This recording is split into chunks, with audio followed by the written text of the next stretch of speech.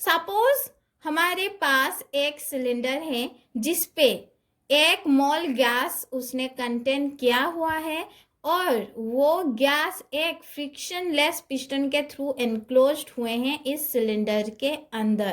Then now what is the meaning of this frictionless piston? ठीक है, सो ऐसा piston जो कि अगर हम उस पर किसी भी तरीके की फोर्स को अप्लाई करते हैं सो दैट वो किसी भी तरीके की फोर्स को अपने आप पे अप्लाई होने नहीं देगी, ऐसा पिस्टन को हम कहते हैं फ्रिक्शनलेस पिस्टन। सो सपोज हम इस सिस्टम पे हम एक छोटा सा अमाउंट का हीट इस पे हम प्रोवाइड करते हैं तो उसके बाद क्या होगा, ये जो गैस के पार्टिकल्स हैं वो आपस में बहुत ज्यादा रैपिडली मूवमेंट करने लगेंगे और इसके वजह से हमें एक वर्क मिलेगा। हम इस पे कुछ हम मैथमेटिकल फॉर्मूला निकालेंगे। ठीक है, कैसे? लेट्स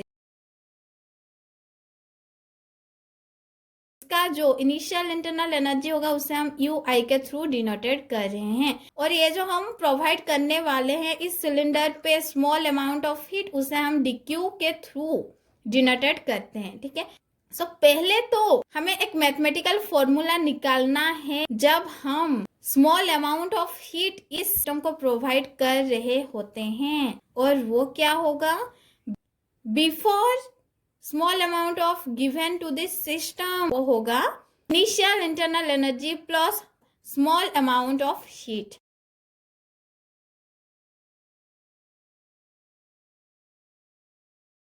अब हमें सेकेंड मैथमेटिकल फॉर्मूला निकालना है जब स्मॉल अमाउंट ऑफ हीट इस सिलेंडर वाले सिस्टम पे पूरी तरीके से अप्लाई हो चुकी होगी।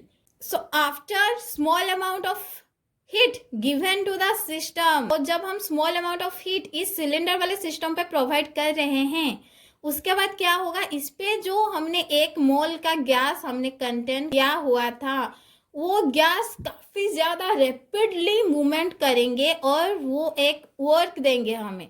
सो जैसे कि हमने यहाँ पे स्मॉल अमाउंट ऑफ हीट लिया था तो इसके वजह से जो हमें वर्क मिलेगा उसे हम कहते हैं स्मॉल वर्क डन, जिसको कि हम डी डब्ल्यू के थ्रू हम डिनोटेड करेंगे। इस सिस्टम का इंटरनल एनर्जी था यू आई जो कि इनिशियल था, लेकिन अब ये फाइनल हो गया, मतलब यहाँ पे हीट प्रोवाइड करने के बाद यहाँ पे वर्क भी निकल चुका है तो इस पे जो इंटरनल एनर्जी होगा वो होगा final amount of internal energy of system, जिसको कि हम यू एफ के थ्रू डिनोटेड करेंगे।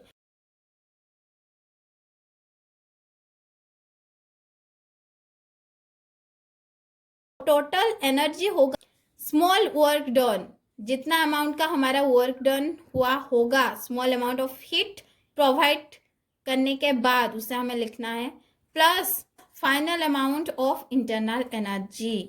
अब हम इन्हीं दो मैथमेटिकल फॉर्मूला से हमें एक कॉमन मैथमेटिकल फॉर्मूला निकालनी है और वही फॉर्मूला होगा हमारा फर्स्ट लॉ ऑफ थर्मोडायनामिक। और वो क्या होगा, चलिए जानते हैं। दोनों मैथमेटिकल फॉर्मूला पे हमने यहाँ पे टोटल एनर्जी निकाला है तो यहाँ पे हम एक लॉ अप्लाई करने वाले हैं जिसका नाम है कंजर्वेशन ऑफ एनर्जी, जो कि आप लोगों ने 9th या 10th में ऑब्वियसली पढ़ा होगा। और वो ये है कि जो एनर्जी होता है वो हमेशा कंजर्व्ड होके रहता है। So according to law of conservation of energy, initial internal energy plus small amount of heat is equal to small work done plus final internal energy.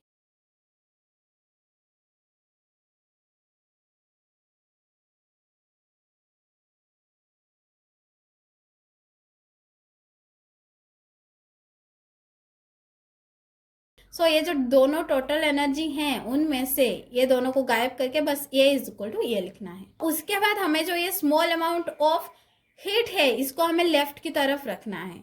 क्यों? क्योंकि हमने यहाँ पे पूरे सिस्टम पे हमने small amount of heat provide किया हुआ था सो दैट हमें सिर्फ स्मॉल अमाउंट ऑफ हीट निकालनी है। बाकी जो पार्ट्स बचते हैं जैसे कि यहाँ पे इनिशियल इंटरनल एनर्जी है इसको हम लेफ्ट हैंड साइड से हमें राइट हैंड साइड पे ले जाना है। सो हमारा इक्वेशन क्या आएगा, small amount of heat is equal to small work done plus final internal energy minus initial internal energy. So we can write UF minus UI is equal to DU.